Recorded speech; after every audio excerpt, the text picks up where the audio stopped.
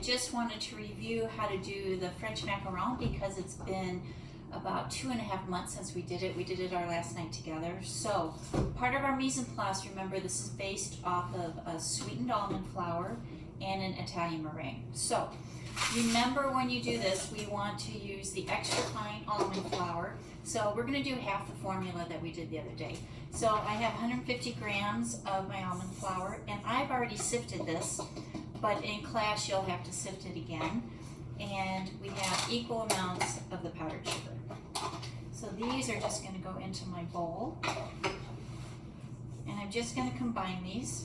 Remember, we're not making a vinaigrette, we're just trying to equal out the powdered sugar and the almond flour.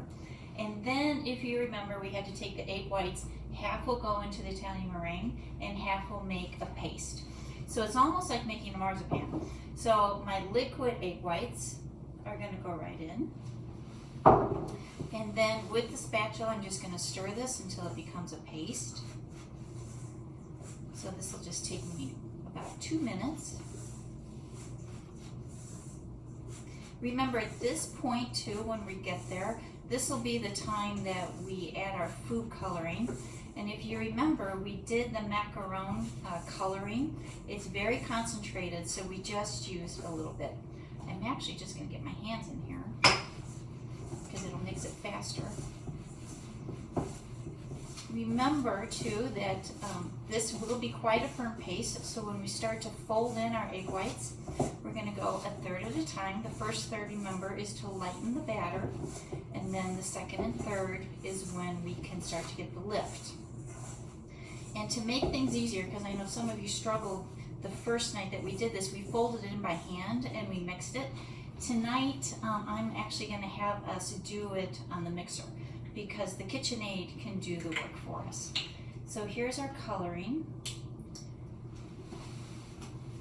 So again, I'm just going to add a tiny bit. It will lighten a little bit once the meringue goes in. So just like we did in class, I'm just taking the tip and I'm putting it right into the almond flour. And I'm just going to mix this again. Don't worry if the color doesn't go all the way through, because once it gets on the mixer, that will finish the mixing for us. If we're not happy with the color, again, we can fix this when we're adding the meringue, so we can actually add the coloring at any time. Okay, so here it is. We've got all the color in, so I'm pretty happy with this. We'll double check it when we start to put the meringue in. So this can sit. So now what we have to do is we have to start to make our Italian meringue. So granulated sugar goes in. Remember, pour the water around the outside, and we're just looking to dissolve this. We introduce our heat, and then this is the only time we're really going to mix this, guys, just because we need to make sure that the water dissolves all the sugar. But remember, whenever you start to cook sugar, we have the chance of it crystallizing. So I have a container of cold water and I have my pastry brush. So what we want to do at this point is, can you see the granulated sugar that's clinging to the side of the saucepan? We're just going to take this, make the water go down into the sugar syrup. You want to make sure that the pastry brush doesn't hit the surface of the sugar water, because then it will just cling to the pastry brush, and then I'll end up putting those crystals right back into the pot.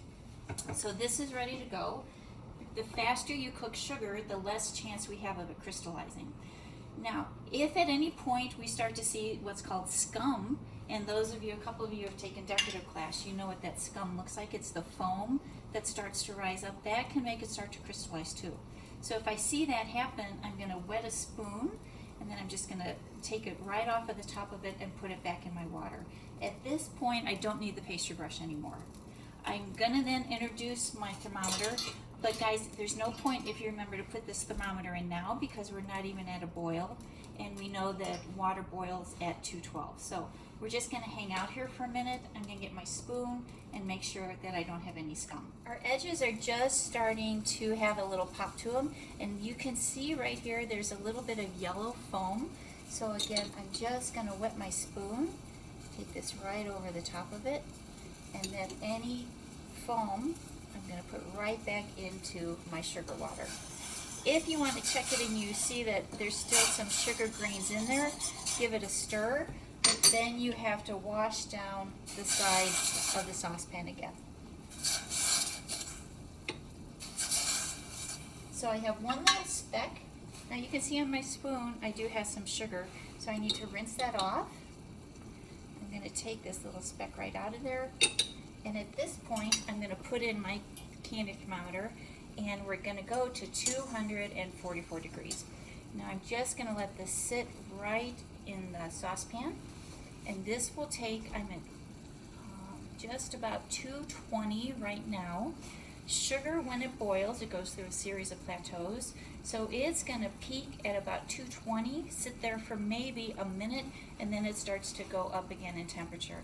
It plateaus because in order for sugar temperature to go up, water has to evaporate out. So I just have maybe one more minute to go. I'm going to check it for any more scum. And you can see there's a little bit right in the center, if we can zoom in. So I've got a little bit right here, so I'm just going to take that out. If you see any part of little clouds, you know that it should come out. I'm at 240, and you can see how crystal clear the sugar is, so that means we're not going to crystallize at all. When you get to about 240, 242, we need to come over because in our mixer we have the egg whites.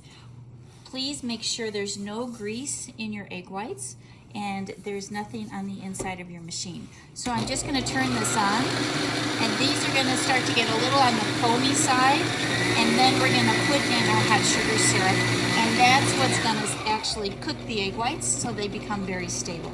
So I'm going to turn this on. I'm going to go ahead and get my sugar syrup in about 30 seconds. So you can see it's starting to foam. I don't have to take it to peak right now, just as long as I start to break up the egg whites. Okay, I'm going to turn this down. I'm going to bring over my sugar syrup. And this is the hardest part, and this is what some people have a tough time with right before break. We're going to turn down the machine to low, and we want to make sure that we get the sugar syrup actually into the egg whites, not on the whip, and really not on the side of the bowl. So you can see I'm going quite slow, and my sugar is still boiling when it's going into the mixing bowl. If it cools off at all and it just starts to whip, that's where I'm going to get spun sugar, and that means it's going to get too cold and it won't incorporate into the egg whites. Anything that's on the side of your saucepan, leave that. We don't scrape the saucepan in case you did have a couple sugar crystals. We're not going to scrape the side of the mixing bowl on the inside. And now I'm going to turn this up. And we need to start to whip this till it's just above room temperature. So this is going to take about a minute, minute and a half. Okay, let's take a peek, and you can see I have my meringue is whipped. Don't worry about all these little specks that you see on the side of the mixing bowl. We're not going to incorporate those in because it will make the meringue start to be a little crunchy. So we're going to turn the machine off. And remember, I said we're going to let the machine do the work for us. So I'm going to transfer this meringue out of the machine, and then I'm going to put a paddle on so that we don't over mix it, and then the base of the macaron is going to go into the machine, and we're slowly going to add the meringue. So give me just 2 seconds. We're almost there. If you still have a little bit of meringue that's still on the side of the bowl, we're not going to worry about it because it will end up getting incorporated in as soon as the base goes in. So my meringue is here. Remember, once it is Italian meringue, it's very stable, so it's not going to start to fall right away. So that's why I'm comfortable letting that sit here. My base, again, we'll check the color in a couple minutes. We'll go right into the machine. I just need to get my paddle. Paddle goes on. We're going to start this on low speed just to break up the base. And what I'm going to do is add my first third, and this is to lighten the base so that the next amount it can start to absorb in and my macaron paste won't be lumpy. So you can see it's really starting to break up and liquefy. You guys can probably see this better than you do at school, because sometimes, you know, that screen gets a little wonky. That's my culinary term for the day, is wonky. The rest of this is going to go in.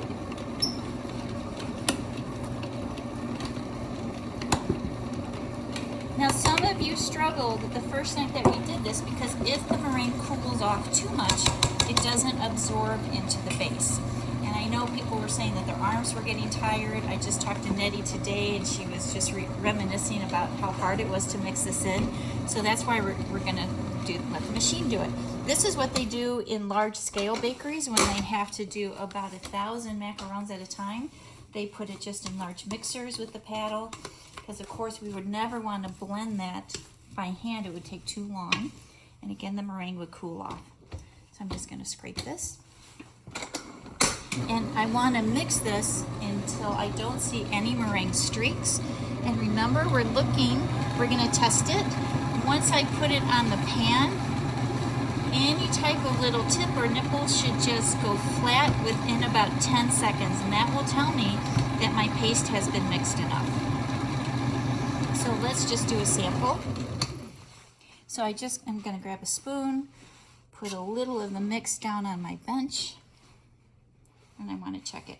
I can tell right now it still needs to be mixed because the batter isn't very shiny. It's starting to fall, but it's not going flat. So I'm going to turn my mixer on again and maybe give it about 20 seconds. I'm just going to raise the bowl a little bit to make sure it gets all the way mixed. Remember, it has the consistency of about toothpaste. And you'll notice when I started my meringue, I had to hold the bowl up a little bit because this mixer and the mixers that you use at school, those are bigger size machines, so it's not a lot of egg white. So that's been about 15 seconds, so let's test it. You can see it's starting to flow off of the paddle. Let me put it on the bench and let me see if we're there. You can see the shininess of this dot compared to this dot, but it's still not flattening out in time. So guess what, guys? We're gonna mix again.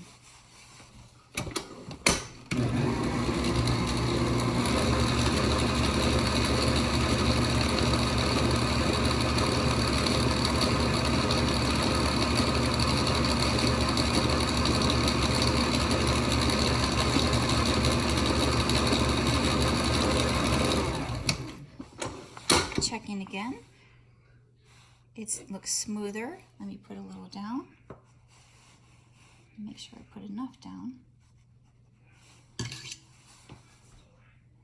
And that little tip you can see is really starting to flatten. You can see how it's collapsing. I'm going to give it 10 more seconds and then I'm going to go ahead and fill the pastry bag. So this was my first one. You can see still dull. Look how the color is getting shinier and even shinier.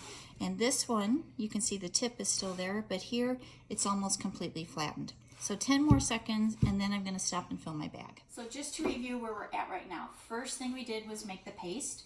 So we did the almond flour, the powdered sugar, and half of the egg white. We mixed it together till it became that firm paste. We put in our coloring. We went over, we made our Italian meringue. Remember, we washed the sides. We took it to 244. We poured it into the egg whites. We mixed it until it was about soft peaks. And then I took it out, put the egg whites and the meringue in another bowl, put the base in, switched to the paddle, and then just blended everything. So I went ahead and I filled my bag. Remember, I tucked the bag inside, bag inside of the tip. I worked it down. I don't want any air bubbles. I'm going to put just a little bit on my bench just to make sure I don't have an air pocket. And now I'm ready to start to pipe. So remember, we use the silicone mats. If you don't have silicone mats, put it down on parchment paper. Don't bake on just a greased tray because the macaron then has nothing to cling to and it will just end up spreading too much. So again, hold it about a ½ inch over, pipe straight down, do a swirl, go inside of the line because as they spread, it's going to end up going right to the ridge. You'll notice I'm not moving the bag at all when I pipe until I'm ready to end, and then I stop and I do a counterclockwise swirl. We don't want to do this because your macarons are going to get too big. So we're going to fill all the cavities. You should fill one tray.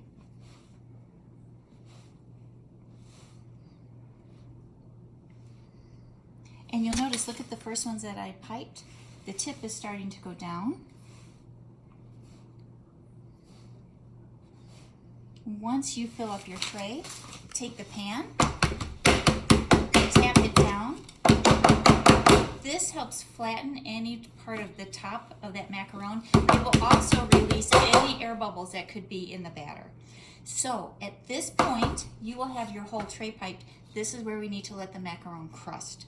It crusts when I touch it in about, it's pretty humid out today, so it might take about 30 to 40 minutes. When I touch it, I want to make sure I don't get any paste on my finger, and you can see since I just piped it, I get that. But after about 20 to 30 minutes, I should be able to touch it and nothing will remain to my finger. And it's when it crusts and it starts to rise, that's how you get the classic feet of the macaron. So we're at a holding pattern now. We're gonna go to commercial break, and then we're going to come back in about 20 minutes. So we're still commercial break, but guess what? Look at this. Chef cannot survive without her Diet Coke. So on my way home today from locker cleanout, I mixed it up a little bit, and I went decaf Diet Coke, so I didn't have shaky hands. And look, it's Wendy's today instead of McDonald's. So you can see behind the scenes, it looks pretty tidy right here, but here, let's pan over here. Look at all of this nonsense that I have going over here. And then look right here. Did you catch this? What's wrong with this picture? Now it's McDonald's, right? It's not like we don't have a lot of these. And look at the world's cutest little puppy. This is Wrigley. He just joined the Johnson house a week ago. Is he not so cute? And look at this cutie. This is my daughter, Kelsey. Dr. Kelsey Johnson. She just graduated. So she's a little embarrassed that she's on the video. So Wrigley, this is Wrigley. Wrigley. Named after the Cubs, of course. And behind the scenes is my son, but he's behind the scenes, so he's not getting shown. Okay, there we go. It's been 30 minutes, so again, let's look at these, and you can see when I touch it now, there is nothing on my fingertips, so they have crusted. So these are I'm gonna double pan them, so you'll see me put another pan underneath. They're gonna go into my oven. My oven's at about 310, and I'm gonna check them in about 30 minutes. This much we're good at, so in a second I'm just going to set up and I'm going to show us how to fill these. So these are going to go right into the oven. We're ready to fill. The macarons are out of the oven and they've been cooled, so we always want to sandwich them up when it's for a cookie. If I was going to do a side of a cake, I would put a single layer around the side of the cake.